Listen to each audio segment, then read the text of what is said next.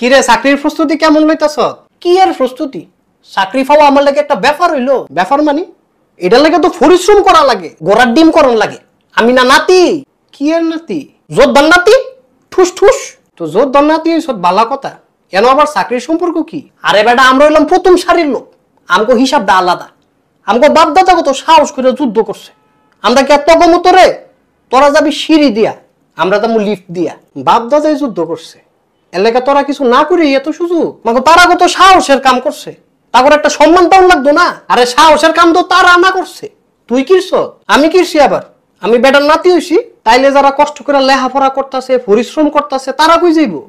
তাহলে তা করে কোন নাতি হইতো? পুরো বেটা, এটা একটা নিয়ম হইলো? আরে এটাই তো নিয়ম। যে জায়গায় মেধার দাম নাই, পরিশ্রমের দাম নাই, এটারে নিয়ম কয়? এটারে কি কয়? এটারে অন্যায় কয়। এই তোর সমস্যা কি রে? তুই এত কথা কস কা? বাইতে বেশি বেশি করতেছে ভাই, কোটার বিরুদ্ধে কথা কয়। কি রে তুই বিরুদ্ধে কথা কস? তোর মধ্যে কি যুদ্ধের কোনো চেতনা নাই? যুদ্ধের চেতনা আছে, কিন্তু অন্যায়ের পক্ষে নাই। কি ন্যায় অন্যায়ের বেটাটা? যেখানে ন্যায় নাই সেখানে আমি নাই। কোটার সংস্কার চাই, রাষ্ট্রের সংস্কার চাই। যতদিন না দাবি মানবো ততদিন মাফ নাই। ভাই না কইরা তারা দুইটা ফিডা দেন। তোরা কইলাম দুইটা ফিডা দিমু, আমি কইলাম 4টা দিমু। কয়টা? 4টা।